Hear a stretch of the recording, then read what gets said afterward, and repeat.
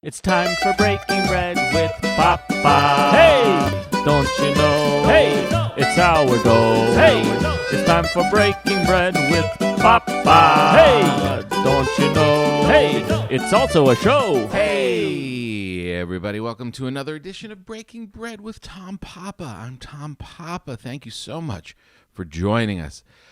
Your comments have been amazing. Your participation in the podcast has been exceptional. I have to say I'm very excited to see that people are actually posting their version of their bread, their version of their sauce, things that we've talked about, getting hungry, going and trying things out on their own. It's exciting, I have to say. Good job. Good on you. I just saw someone making the simple tomato sauce with the onion and butter and canned tomatoes, and good on you. Good on you. You're living. We're rolling into the holidays. Happy holidays to you. Wasn't so bad, right? Everybody was all worried about Thanksgiving and what's going to be like. It's going to be so weird that I can't travel and see my It was pretty great. It's always great. Big thing, change it up, small thing, who cares? It's fine. More food, sit around, be lazy. That's all the holidays are about. And we're going to do the same thing through the rest of the holiday season and then get a vaccine in our butts and be happily ever after. We have an amazing show for you today. We have Giulia Rozzi, who is just a hysterical comedian, and I follow her at the Comedy Store often. Super funny, and she's got some great stories about growing up Italian and how being Italian does not necessarily mean that you're going to stay away from fast food. It's very funny. And we also have a new segment today. We have a Quick Bite segment. Quick Bite, where we're just going to give a random phone call to some of our friends out there in the world and see what they're eating. It'll be quick, and it'll be a phone call, and they get to join the podcast. And today, we're going to start off. The very first one is Ryan Hamilton, another great comedian and great friend, and he's in New York, and he's come back from Idaho and has a lot of... the only thing he can do is order out food because you can't do stand-up comedy or anything else. So we're gonna, in the middle of the show, we're going to give Ryan a call. So it's going to be great. We're going to have a really good time. Thank you for subscribing. Make sure you subscribe if you haven't. Go to Apple or wherever you do your things. Make sure you rate us. Give us lots of stars. That's always very helpful. It helps spread the word. And we're going to start off today also talking about bread and sandwiches, because this is leftover get fat time. So we're going to roll into it. First, a quick thank you to Wine Access for sponsoring this episode of Breaking Bread. Our good friends at Wine Access, they are amazing. They curate the best wines at exceptional values. They make it easy to explore new regions and varietals. You can check out my favorite varietals today through my special page. Go to wineaccess.com/Papa, P-A-P-A, and use the code Papa, P-A-P-A, to receive $20 off your first purchase of $50 or more. This is the time when we're all home hunkering down. You don't want to be traveling around doing too much, but you want to enjoy yourself. Wine Access. These are great people, and we're so happy that they're a part of our podcast here. We love you guys. So if you also go to YouTube, if you watch us on YouTube, which you can, that's good for you, even though the video looks like it's a little crooked right now. If you want to go to YouTube, to my YouTube channel where these episodes are, there's also all of the episodes of Getting Baked, where I actually show you how to bake bread and do different things that I've learned to do. I'm no expert, but I'm muddling my way through it and figuring it out. And there's been a lot of really good tutorials on baking sourdough bread, getting your starter going, all that stuff. And the next one I'm doing this week is challah bread for the holidays. Get it? It's the holidays. I'm sure I'm not the only one that's ever said that before. But I am just kind of figuring that one out. It's a great bread. It's forget the sourdough starter, forget all of the 3 days baking and getting into it. This is so simple. It involves a lot of eggs. It involves some sugar, of course, some flour, some salt, and then mix it all together and get it. And then the hardest part is doing this braiding thing to make it all, which I haven't mastered. I get close. I get pretty bubbly goodness, closeness. But I'm going to try it again, and I'm going to film it this time, and I'm going to post that recipe and that video on YouTube. So they're pretty fun, I think. They're a little humorous, and we also kind of muddle through it, and people actually get to make the stuff, which is pretty damn cool. The challah bread, the last one, was a little dense. It wasn't that light, super fluffy. Like when you peel challah bread apart, it kind of has a little stringiness to it. It's got that good light airiness. This one was a little dense. Okay, live and learn. I think I know what I did wrong. I skipped adding oil into the very end, and I also put all the eggs in at once. It's very finicky, this baking thing, isn't it? You have to do these things. You're just like, oh, just throw the flour in. Now you got to sift the flour, and you got to do it little bit by bit. And my whole kind of vibe and philosophy is, just throw it in there. Who cares?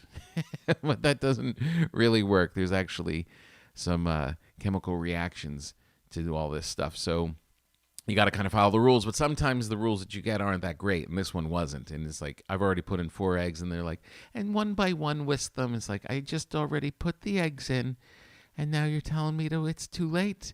And then I get a dense one, which is fine. That's okay. It's all right if it's a little heavy.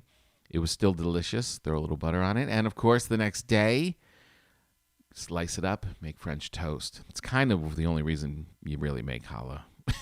I mean, really, it all comes down to next day, dip it in some egg, fry it up, put some butter and syrup on it, and enjoy. Ooh, so good. It's not a great sandwich bread. It's not the best sandwich bread. I have to say that. It's good, but you're not. There's one at Cantor's Deli in L.A. They do a Monte Cristo, and I think they use the challah bread. But I have to say, you want your bread in a sandwich it's got to hold. It's got to have a little structure. If you get that light airiness that you want out of a challah, you really want that as the bookends of your sandwich? I don't think so. What I really like, and look, I'm not saying I'm a bread snob and you need the perfect thing, but bread does make the sandwich. Come on. My sourdough that I make, the leftovers for Thanksgiving, come on.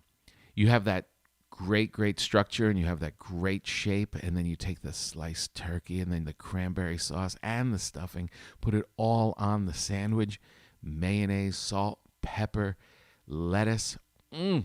That is a sandwich. Slice it. The bread is still firm enough but soft enough that you can slice through it. Oh, man. I had 2 of those sandwiches. It's like a cartoon. It literally is like a cartoon from the 1950s. I might as well be cracking open my newspaper, smoking a pipe, and ignoring my wife as I down this big gargantuan sandwich. I think the sandwiches in the 50s in the comics where they were always so big because they didn't have a lot. So when the husband snuck into the kitchen and made himself a sandwich, it was going to be big because it was going to last him till Wednesday. Because he knew this wasn't, we didn't just, whenever you look at movies too, the sandwiches, there were like one slice of something, one little slice of bologna, a little dollop of mustard on 2 thin pieces of white bread, done, sandwich. We've gone the other way, and it's gotten too much. It's gotten too big. You shouldn't have to unhinge your jaw to put a sandwich into your face. A nice moderation. But look, like I said, I don't think that you have to be a snob about it. I think there's the best sandwich bread really is I go to these Italian delis, and you get that nice ciabatta. Ooh, that is good. Light, airy. There's good structure to it, but it's going to hold tight. You're not. And it doesn't have to be this big overpowering flavor thing either. It just has to. It just has to hold and do the job and be light and airy inside and nice structure on the outside. That is good. Problem is at home, I'm not making rolls. I'm not spending hours and hours to make 3 rolls that are gone in 2 seconds. Certain things you got to go out there and just buy. I'm buying those. I'm buying croissants. I'm buying cupcakes. I'm not making these things. That's what living in the world is about. Somebody else is going to go crank out the ciabatta rolls, and then I'll just roll in and get 6 of them and make a sandwich in a second, and they won't be offended. I can't spend that much time on it. I can make the sourdough. That's great. Now I'm going to tell you a sandwich that is completely non-artisan, completely anti-snob, and delicious. And I found it by mistake. If you make a tuna fish sandwich, okay, you have to be in on tuna. Fine. As you know, I love all canned fish. Sardines, anchovies, tuna, all in.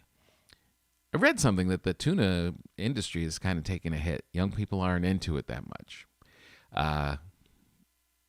Bad on you. You're missing out. But either way, let's not debate that. Let's just tell you my simple, silly sandwich. This is a tuna sandwich. You make your tuna however you make it. Mix it up, mayo, whatever you do. Add a little relish, add a little celery, salt, pepper. Put it in the bowl. Mix it all up. La-di-da. Then you're looking around, as I was. I was like, what am I going to put this on? Where is it going to go? How am I going to... I'm out of bread. My bread is done. The sourdough, there's nothing left really to make. I look panicked. I find a baguette in the bread box, and it's hard as a rock. Can't do that. And the only thing I had were these hamburger rolls, the store-bought doughy ballpark hamburger buns. You know, the little ones. Soft, perfect. Threw some tuna on that. They make like not mini sandwiches. They're not like slider sized, but they're not gigantic either. So you can merely make 2 of them. Man, that bread and that tuna, that was the perfect, I have to say, one of the best sandwiches of the year so far. Really, really good. Yeah. So what do we got to be so fancy about? Same thing with an egg sandwich. Take those same hamburger rolls, crack an egg, fry it up, put some cheese on it, bacon if you're into it, put that on that roll. Done. Look, are there chemicals in it? Sure. Is it going to last in your cabinet for 6 months? Probably. With no mold. That's okay. Technically not bread, but if you just want to enjoy yourself, look, if you're eating a tuna sandwich, this isn't the time to be fancy pants McGee. Just get out one of those little buns, throw it on there. Heaven. That's your little tip from me. That's a pretty wide gamut, isn't it? Started at challah and ended up at hamburger buns. But I'm telling you, it'll be delicious. And this is the season. There's going to be leftover stuff. You want to be making sandwiches and getting creative. And do get creative. Throw some stuff on it. I made an egg sandwich the other day with my bread. Cracked the eggs. Threw in some hot peppers. Threw in some mayo. And some Dijon on the other slice of bread. Live your lives. All right, we have an amazing show for you today. We have Giulia Rozzi, who's so great. She just makes me laugh. She's such a great, great person. Super funny. Watching her, I, of course, have an affinity for all things Italian. And to hear her in this interview talking about her parents, who are really pretty like Northern Italian attitude, European, kind of refined Italian. Not so much my New Jersey throwing red sauce against the wall kind of variety. But how she grew up with it and how it formed her tastes is pretty, pretty funny. She's a real talent, great comedian, great actor, great writer. So please enjoy Giulia Rozzi. And when we come back a little later, we're going to check in with Ryan Hamilton. Giulia. Hi. Hi.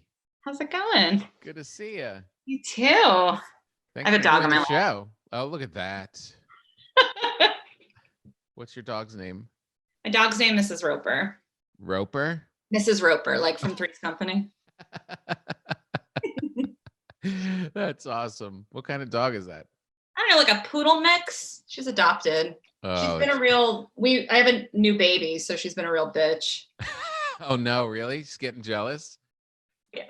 Oh my God. Well, let's start off just talking about that because I have we got a pandemic pug that Oh, my daughter went and rescued, and just she was full focused. His name is Frank. He's oh, he's a boy. He's peeing everywhere. It's total chaos. But we had a black lab who was here already, Bella, and she is really having a hard time with this new addition in the house. They these animals, these children, these everything, they just there's a real jealousy. yeah, she's like, I don't understand why this other dog gets to sleep in your room and I don't. I'm like, no, it's a human. It's a 4-month-old human. How is she acting out?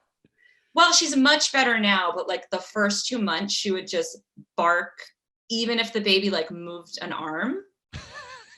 And I was also like sleepless, and it was like postpartum, and Oh my my God. boobs were leaking, and I was like, we have to get rid of the dog and maybe the baby. Like I was just losing that. It's much better now. I know. Don't you those moments of real chaos when everything's where the baby's acting up, the dog's acting up, you're just like, what did I do to my life? Yeah, I didn't have to do this. This was so much more simple. Is this your first baby? My first baby. Wow, congratulations. Thank you. I had a pandemic baby. Oh, where are you in LA? I am in LA. So how is the whole hospital, COVID, going for checkups, going for birthing? It was like the last few checkups, my husband had to wait in the car. So he would like FaceTime to watch the sonograms. Yeah. Thankfully, I had her in July, and around June is when they started letting partners come into the room, Uh-huh. which I never really understood why they didn't let partner. Because like if my husband has COVID, I would definitely have COVID. I don't know. But it worked out fine. Right. Yeah. Oh man, that was yeah. Well, they also didn't know what was going on back then. It was just it was complete chaos. So Yeah. did you name the baby COVID? I named her, I named her Corona. No, her name's Stella. Stella, oh, that's beautiful. Good job. Yeah. Good on you. So what are you doing for Thanksgiving? How are you gonna just gonna lay low? I think we're just gonna eat, like just cook for us. We were gonna have another couple over, but they don't know if they can get tested in time. It just, I don't know. I don't know what I'm doing. I know nobody knows. What are you doing? There's no sense in making plans. I don't know. We were thinking about going to a hotel. Like there's this hotel that we always go to after the big Thanksgiving meal. The next day we usually go to a hotel and just kind of relax and get out of the house. And just you and your wife and my 2 daughters. Okay. And then we were thinking, well, this year we're not going to be doing the big cooking. All of our East Coast family isn't coming out. So maybe we just go to the hotel. And then everything started getting weirder. Yeah. Like, do we want to be in a hotel right now? Like, no, because you're in LA too, right? Yeah. I know my whole family's on the East Coast too. So like my daughter hasn't even met her grandparents. Oh my God, that's so weird. Where are they? My family's in Boston and my husband's is in Columbus. Okay. Yeah. And is yours a big Italian family in Boston? It's shrinking, but it's a big Italian. Like I have a sister and my parents have siblings, but every year they stop talking to one of them. Right. Yeah. Yeah. That's a very Italian trait. Oh, to be bitter and angry for years and years and years. Yeah, to hold a grudge. Yeah. And no one knows what it's based on. Yeah. Like one, but it just goes on forever. Exactly. Did you grow up in a food-wise in a typical Italian kind of environment? Yes. So my parents are like off the boat. So I grew up very, I guess I would say European almost, because I do think there's a big difference between like European Italian and like 10th generation Jersey Shore Italian. Yes. I'm not going to say one is more refined, but no, we're not. We're a bunch of Cavone, just the same. And what part did they come from? My mom came from Sperlonga, which is a beach town near Rome, and my dad is from Abruzzi, like a farm area. And wow. And they met each other in Italy? No, in Watertown, Massachusetts, they were Okay. set up. They were like, we're getting old. We're both Italian. This is literally the story they tell. They're like, we're almost 30. She was Italian. I was Italian. I was like, wow. Uh, and then you just stay together. But That's yeah, amazing. I grew up like, people were always like, oh my God, you must have grown up with like the best food. And I did, but I didn't like pasta growing up. What do you mean? Why? I don't know. I was like a real picky eater. I liked pizza, but like my mom would make, pasta and all these wonderful Italian meals. And this is the saddest thing. There was a Burger King like Yeah. a half a mile from us. And I would go on a hunger strike and demand a Happy Meal. And I only wanted pickles and ketchup only. I was afraid of mustard. So my dad would go to the drive-through and wait in the car for them to scrape the mustard off. What a good dad. What good dad. But I had like high cholesterol when I was 10. Did you really? I did. I mean, I was eating Burger King and McDonald's like probably 4 or 5 times. I mean, a lot a week. So your parents are able to make this great Italian food, which most people would kill for. Yeah. And you're just like, no. Yeah. No. I only liked to eat fast food hamburgers, pizza, and I loved pork fried rice from Chinese food restaurants. And then for breakfast, I would eat cookies and milk.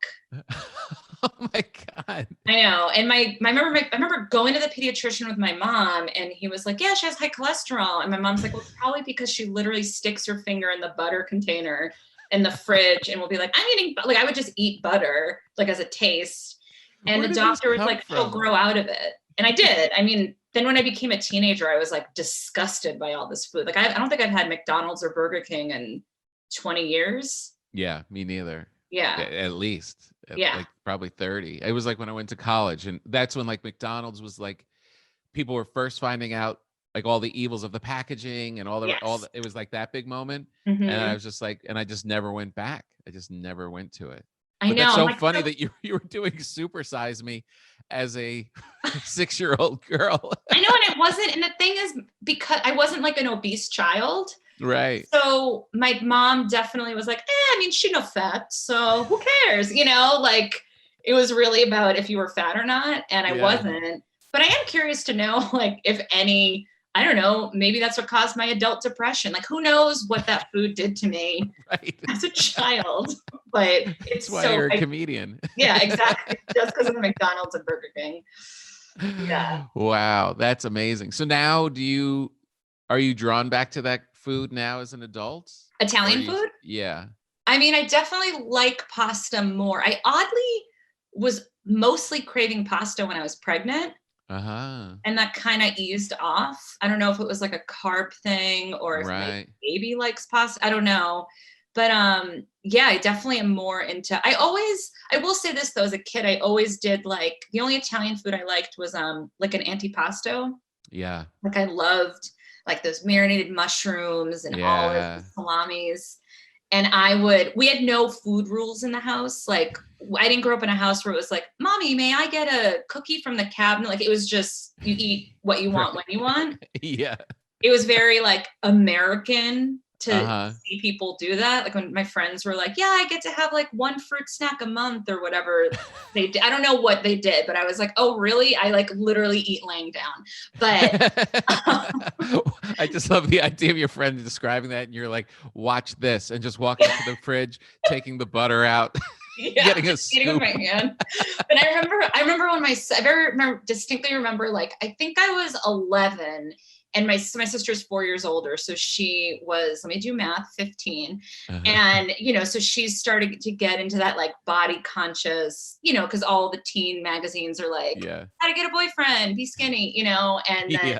meanwhile, every guy I know is like, what's a calorie? But Yeah. my sister was just starting to be like food conscious. So I was like 11 and I remember it was like a Sunday night because I just watched Married with Children. And then I, at like 10 p.m., made myself an antipasto platter. Like Oh, I nice. pulled out like the prosciutto and the provolone. And my sister Yeah. just walks in the kitchen and she's like, you're so gross. And I just have like capogoal in my mouth, like a little Tony Soprano. I'm like, you're gross, like just little monster. Good for you, though.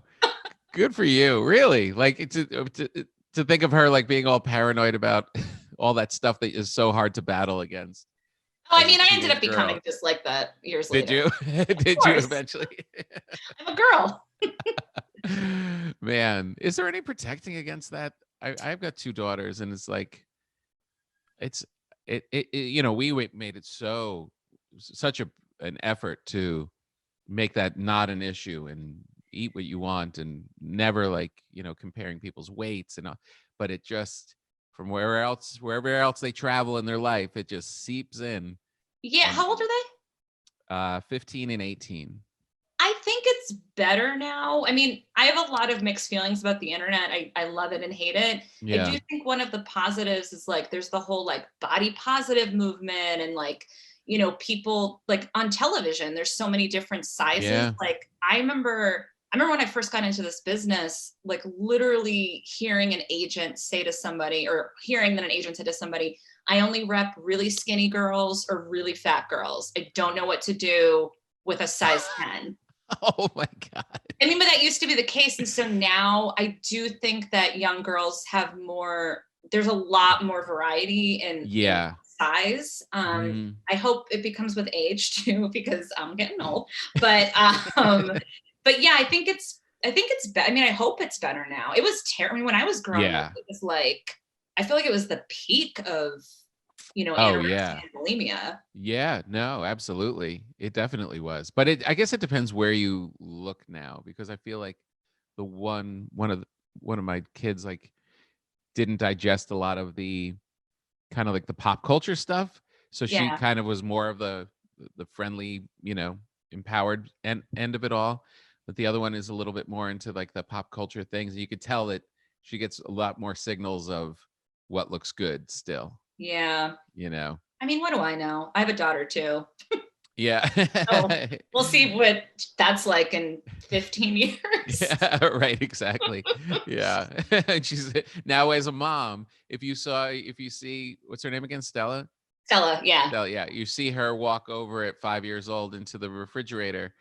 Are you just gonna let her do what she wants to do, or are you gonna have American rules on her? I'm gonna have something in the middle. Uh-huh. Like, because I think for me, as somebody who went from being like a child, you know, a fat kid in a small body, Uh-huh. essentially. And Yeah. then in college, I was absolutely bulimic. You were? Oh yeah, I mean, everyone was. It was Right. very in, and and as someone who's kind of gone the whole gamut of like overeating, undereating, thinking about what I eat, I feel like conscious eating was like the thing that really worked for me of sort of, and it took, I mean, I don't think I got conscious until my 30s where I was like, Wow. oh, like naturally, like if I ate a burger one day, I naturally craved a salad for my next meal. Like it wasn't Right. attachment. Whereas I think the difficult part is when you kind of go one way or the other, when you're in the mode of like, I'm so bad I had a burger, I have to eat vegetables for a week. But you also don't want to be like, I had a burger, I'm gonna have another one for the rest every meal going forward, Yeah, yeah. There's like a flow that, for me it took a lot of trial and error of like Right. different extremes. Yeah, yeah, yeah. It is such a strange thing. It's such a strange thing. I think a lot of it too is that the types of food that we have before us can Hmm. be so toxic and Hmm. not like purely poisonous, but so filled with sugar or so filled with grease, and especially like in the fast food or any kind of like, even you don't even know what you're getting. Like if you go to the supermarket and you get like a roast chicken or something and you don't realize how much sugar's in it or what have you, like it has such impact on us that you should be able to just eat the stuff that's kind of Hmm. available, but it's all this Frankenstein stuff that's impacting our bodies in a way that you don't even realize. And forget even being that you realize it, you actually end up with these cravings that they've put inside of you Hmm. based on this highly processed scientific way to hook you. Oh yeah. I mean, I'm like and it's very easy to do in California. Like I only eat meat if it's organic. I mean, obviously if I go to someone's house for dinner, I'm not gonna Right. look through the packaging and the garbage or whatever. But Yeah. I try to eat but like I'm sure you've been to Europe, right? Yeah. So I went and did shows in Europe last year, and I'm lactose intolerant, but I was in Paris. Uh-huh. I ate all the cheese and cream. I didn't feel sick once. And it's Wow. because it's so clean and pure. Yeah. And then you come here and you're like, it's a bummer. It's a real bummer. It's a real bummer. I mean, I have the same thing with the bread that I bake. Like I that's why I started getting into it was I didn't realize that it was just flour, water, salt, and yeast. That's the only Uh-huh. thing and all the good bread that I thought I was buying for my family in the supermarket has 30 ingredients in it. Yeah. And all my friends, not all my friends, but a lot of my friends that were questioning if do they have a gluten intolerance because they were getting upset stomach every time they ate Yeah. bread. It, they could eat my bread and have no problems. Same thing with your cheese story. It's like there was all this extra stuff thrown in. It Yeah. wasn't bread wasn't the problem. It was the way that they're processing it and giving it to us. Do you have a bread maker? Is that how you do it? No. Oh no. Oh, what do you do? I use Dutch ovens. These 2 Dutch ovens. And Wow. yeah, and then you're gonna get a bread for doing this podcast. Yay! I'm Yes. so excited. That wasn't even in an email. Oh yeah, no, it's kind of just an add-on. Okay. Because I hesitated saying yes, and the bread would have. Yeah. No, it really is such a great thing. And I do probably 4 loaves a week in Wow. these Dutch ovens and kind of play around with different versions of it. I just actually nailed being able to make focaccia, which is Ooh. which I wasn't really trying to figure it out until recently, and I had a couple fails, but then I nailed it, and I was like, oh, Italians are the best. You do a sourdough? Yeah. Ah, that's my fave. Okay. Good. Yeah. Just wanted Good. to let you know. Yeah, you got Yeah. it. Yeah. That's what you're getting. Thank you. Absolutely. Thanks again to the good people at Wine Access. They have been so good to me. They've been so good to this podcast. They are such good friends. And I have to say, the wine keeps on coming. And this is the whole thing with Wine Access. You don't want to be traveling around right now. You don't want to be going to a lot of stores. You also don't want to try and figure out how and what wines to drink on your own. You go to Wine Access, look up my page. Go to wineaccess/Papa, P-A-P-A, and you'll see all of the wines that I've enjoyed so far with these people.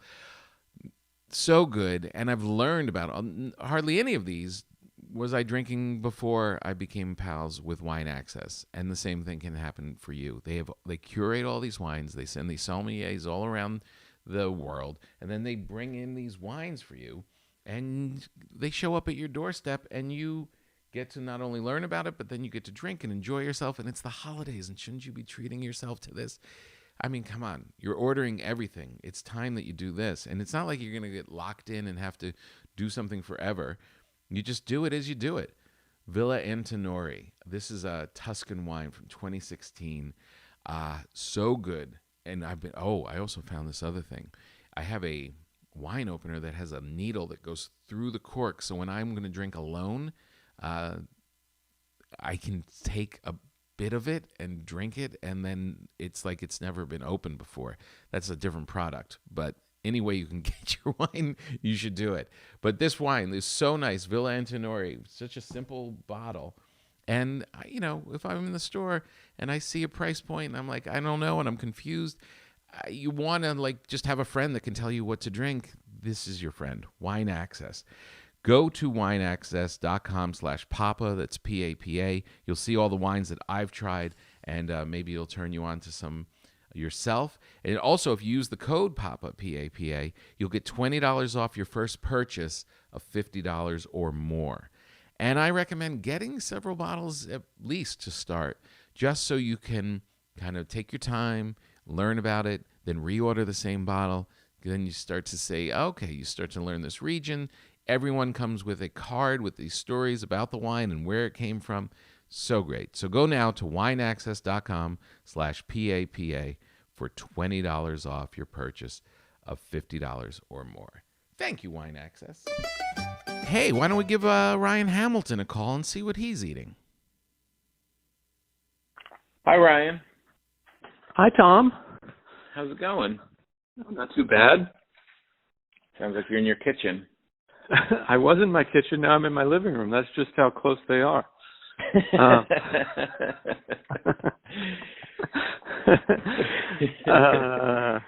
Yeah. You're not going to believe what I'm up to again. What are you doing? I'm playing chess again by myself. Seems like every time you call, that's what I'm doing. I like that. We should do that thing. We should do that thing where you play over the phone. Like you make the move. You have to know the board, but you make the move and then tell your friend about it. And then he makes his move. Yeah. And you go back and forth. It's almost like. You saw it where?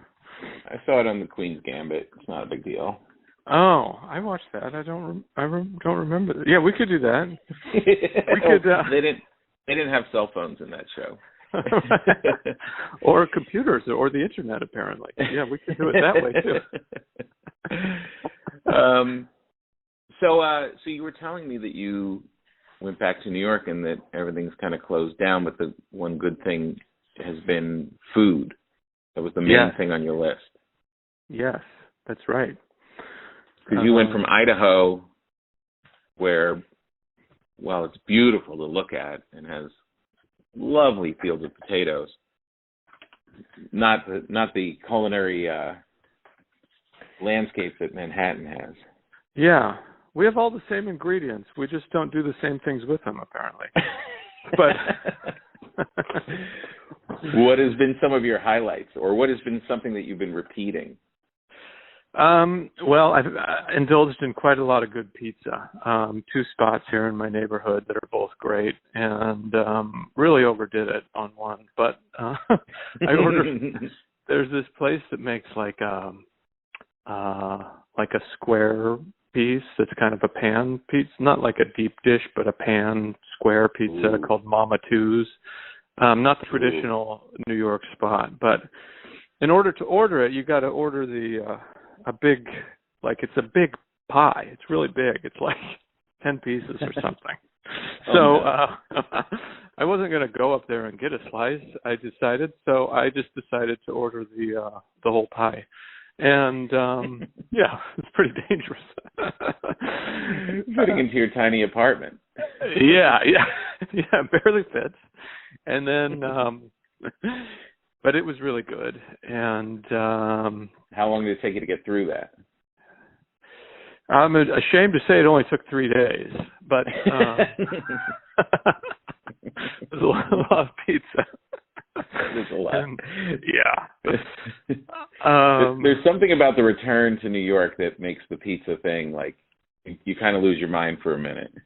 Yes, I know, especially when I was gone for 7 months. It's like I'll go months and months without eating pizza here, but then it's like when I moved here, I remember I put on all this weight just because I was like, oh, there's pizza on every corner. I'm just eating pizza now all day.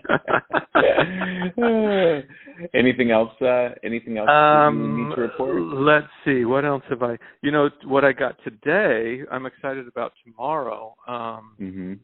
I decided to do like a big Jewish deli kind of meal for tomorrow. So I got bagels and nice. Lox and cream cheese and what else did I get? I got this honey cake. I got some pickles, capers, latkes. Now you say this is for tomorrow. Will you be able to hold off? It was difficult, but I'm going to hold off because I just decided I'm going to wait till tomorrow. It'll give me something to do tomorrow. So that's the thing I'm doing tomorrow. I like that you're going hardcore traditional New York. Like you come in and it's like boom Italian, boom Jewish deli. Yes, I like to do what where I am kind of thing. I guess. Right. which is why after 6 months you left Idaho. Right. Steak and potatoes for a long time.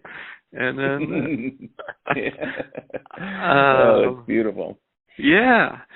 What else? I'm trying to think of anything else I've had. I mean, I'm sure I've had some other stuff. I'm trying to remember now, but do you ever end up with anything sweet, or you don't? I don't think you have much of a sweet. I mean, I do, but it's been real hard for me not to go get Van Leeuwen ice cream every night over in my neighborhood. But I haven't done it yet, so boy. That's my weakness is the ice cream. But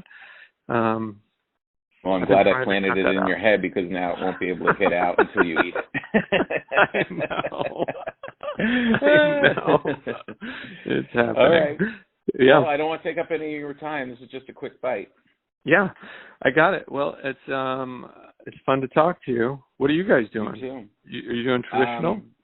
Yeah, we're right now. I'm just about to start whipping up these cranberries. Ooh. These whole cranberries with jalapenos and sugar and cayenne and lemon juice. Oh, it's one of my favorite things to do. Cranberries are underrated, I gotta say. Completely underrated. Yeah, that's fantastic. That sounds really good. Delicious. Yeah. All right, buddy. Well, I'll talk to you later. Sounds good. Thanks, Tom. All right. Bye. That was the great Ryan Hamilton. And now back to Giulia. So do you ever travel back to Italy and see, do you still have family there? So I've gone, did I go twice? No, I've only been once. I did a semester in Europe in college. And so that's when I went to Italy, but my parents have never been back. Whoa. It's really? It's honestly like the biggest thorn in my side, which I know this is a very privileged thorn to have. So I apologize to anyone listening, but, my dad immigrated here when he was a teenager. My mom immigrated when she was in her late 20s. And it just was like one of those things where like every year they'd be like, yeah, we're going to try to go back. And then they'd have a family and then work and then whatever. And, now they're in their late 70s. And my sister and I have been like, well, now we're not going, I'm not even leaving my house, but, but I really like before they leave this planet, like I want to go with them. Yeah. Like I want them to show me things, and they have like cousins and stuff still there. Like all of their siblings moved over here. But, so yeah, no, like I didn't grow up.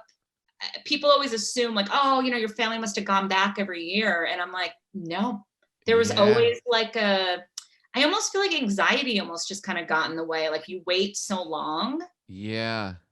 I wonder,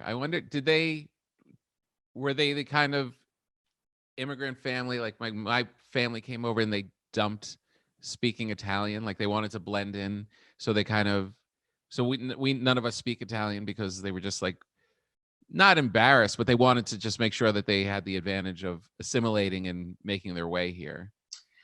Was there any of that? No, I mean, I grew up speaking like a weird Tanglish.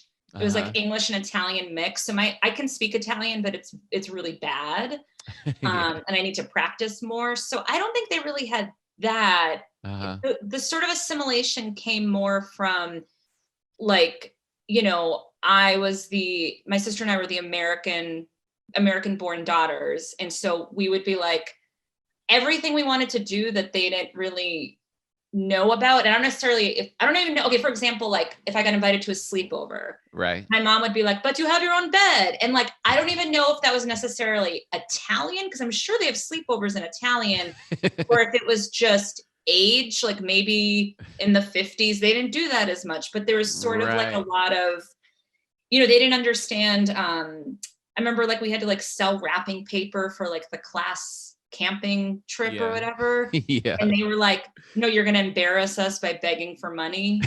Right. Stuff like that. So that's where the assimilation came in. And also they're very much like, yes, be yourself, but like, you don't need to be like a leader. Like it's very cautious. Tone it down. Yeah, tone it down. And then meanwhile, for whatever reason, like I ended up being the one in I think really my entire extended family that like, I'm divorced, I'm a comedian, I married outside my race, I live out of state. Like I did all the things that were going to like crumble their world. Right. And everyone's fine. And they're okay. Yeah. But man, to do that trip would be really great. Yeah. That would be special. I mean, it's especially because, I mean, it's one thing to go even, like I've thought about going to Sicily with my parents just to kind of be there, but they don't have the connection that your parents have, where, my parents, they were the second generation here. So like to actually have them take you and show you these places and end up having this storied connection to these places I that know. you can carry for the rest of your life, that's a must trip. I mean, now that it's like, now the pandemic is sort of icing on the cake as far as excuses, but I just started, I'm in the process of like collecting all my paperwork to get dual citizenship. Ah, yeah. Not that Italy is not also corrupt, but I just wanted a backup plan. No, I've thought about that too. It's a cool thing to have, Yeah, you never know. I don't know Yeah. what part of the planet's going to start burning first, but Yeah. At least it's an option. it is, I mean, if I'm going to live, under a terrible government, at least I could do it while like stomping grapes or something, like, Right, exactly. At least there's some good food around. I eating know. cheese without lactase, like that would be cool.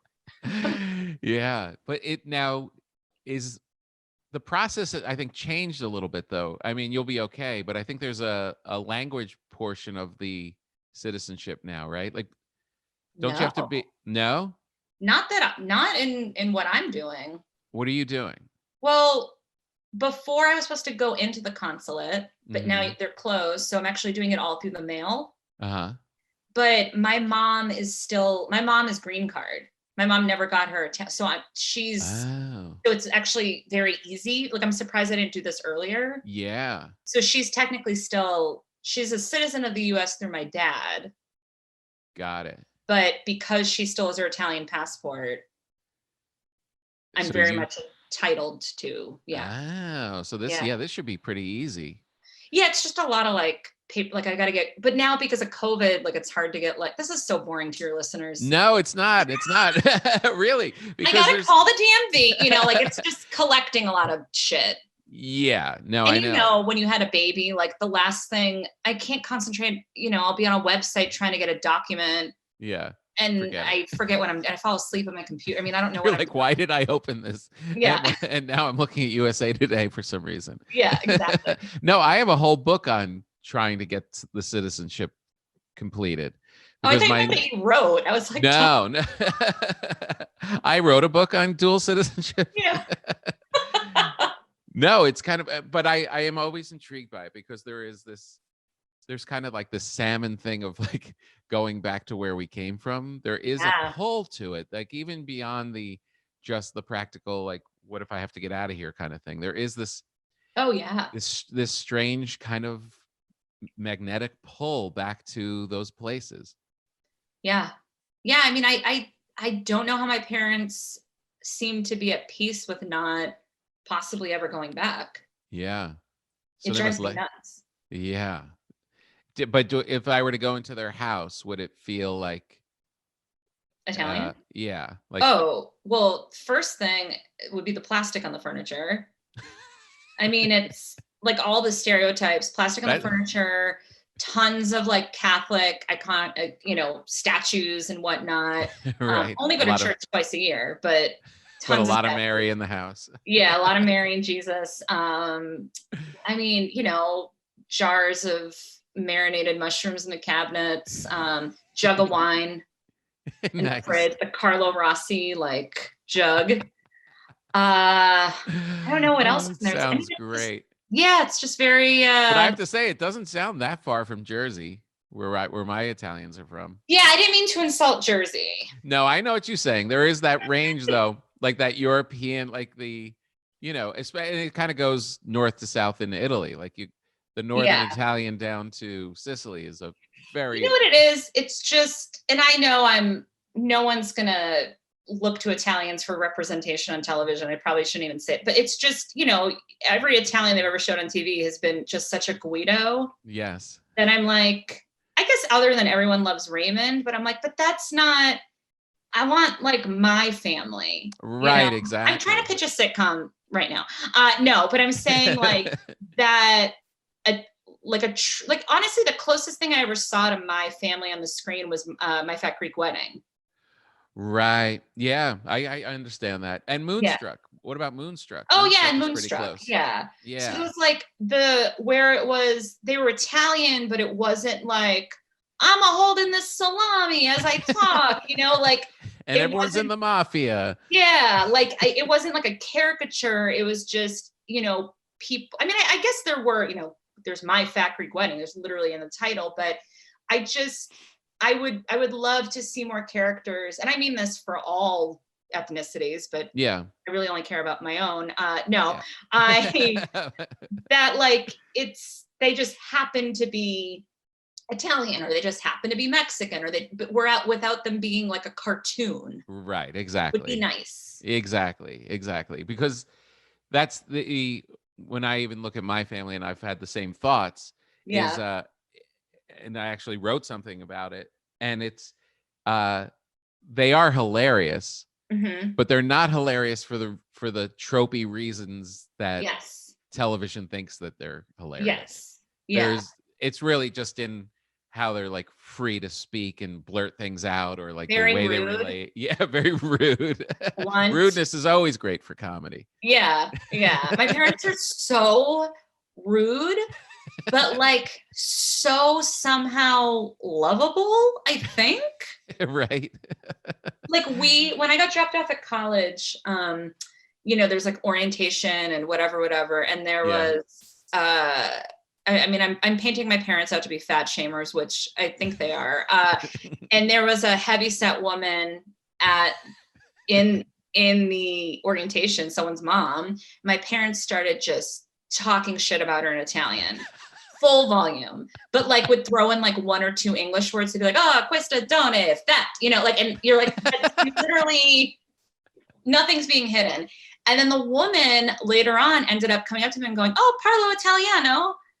And she spoke Italian, but she never indicated if she heard what they said. Oh. But it was like so, like I was so thrilled to see this unfold, because I was like, about time you learned. I mean, it taught them nothing. They continued to be, I know, blunt monsters. The other strategy that my grandparents would do would the loud whisper.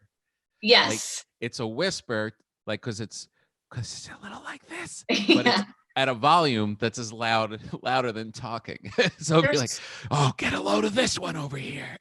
My husband is constantly like, he's like, I'm not being mean. He's like, but why are you talking so loud? Like, because it's either I'm talking very loud when I'm next to him, or I always choose when I leave the room to be like, oh, and another thing. And he's like, we were sitting in the same room quietly for 20 minutes and you said nothing. And then I go across the house and I'm like, what do you think about? And he's like, what's wrong with you? This sounds like a very much a quarantine. Oh yeah. Right? It's at a higher pitch now. All of these small moves. Yeah. After being in the house for 8 months together. Yeah. I'm not sick of him though. I will be honest. It's pretty great, right? Yeah. Like, I mean, if there's minor anyone complaints. I've quarantined with, I picked a good one. That's really good. How long have you been married now? We've been married a little over a year, but together about, I should remember this, 6, I think. Nice. Oh, that's great. Yeah. This is really exciting. This is a lot. I mean, it's such a weird time, but to be able to like get married, have a baby, gonna have these first holidays like with her. I mean, this is all good.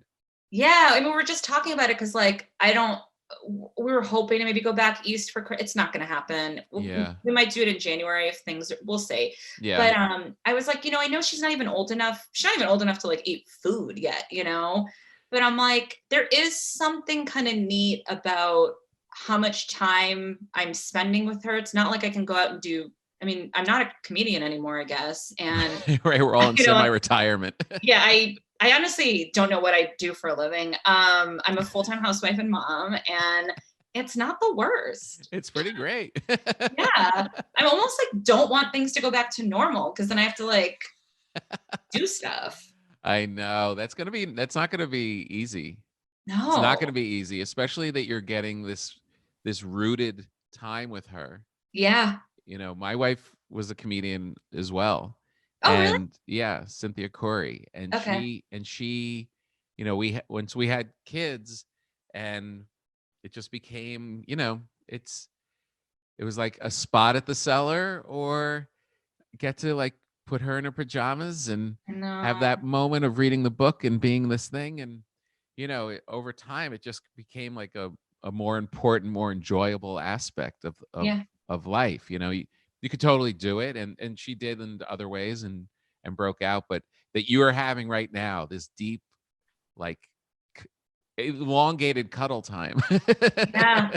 I know. I mean, my husband, he's a comedian too, and he's sort of shifted a lot more into television writing, which has been Nice. great because he can do it from home.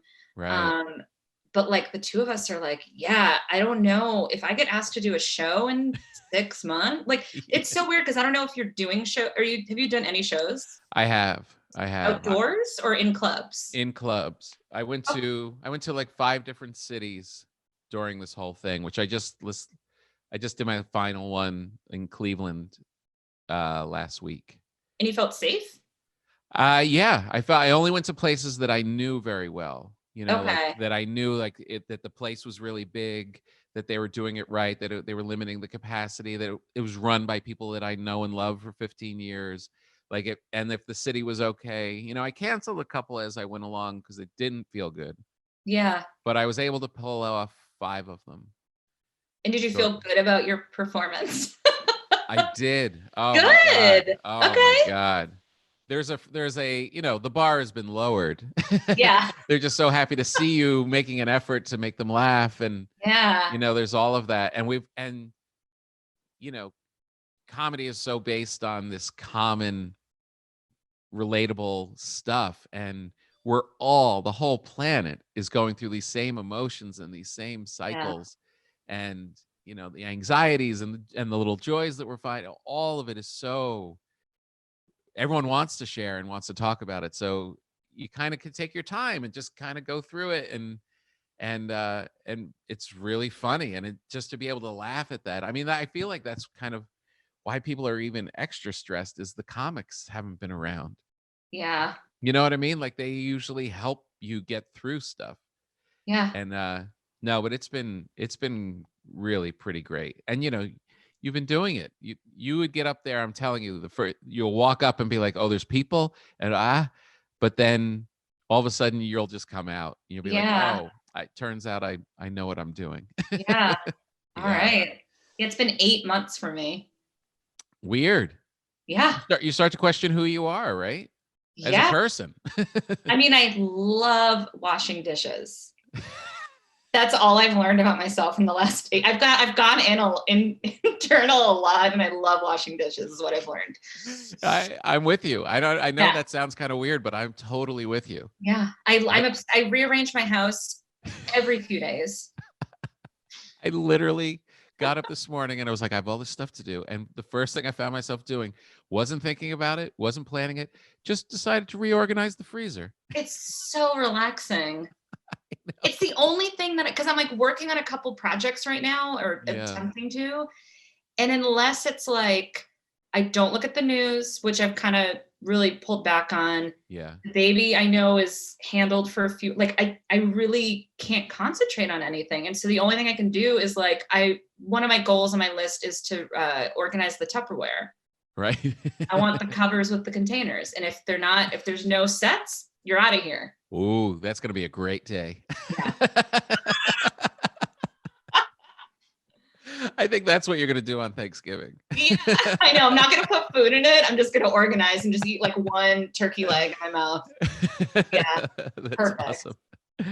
Well, thank you so much for spending some time. It was really nice to check in with you. Yeah, you too. Thank you so much for having me. We'd always run into each other, and now to actually see you. And the vaccine's coming. We'll be back at it.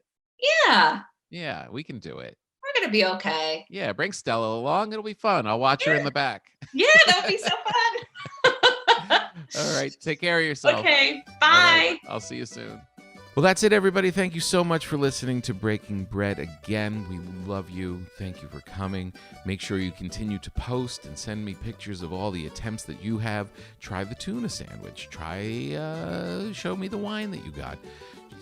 Show me something that I don't know. And also make sure you subscribe. make sure you go and give us lots of likes and lots of love as we continue on this journey together. It's the holidays, kids. So we're all told that we should stay home and be safe. Why not? I'm going to stay home and be safe and get fat. All right. Enjoy, everybody.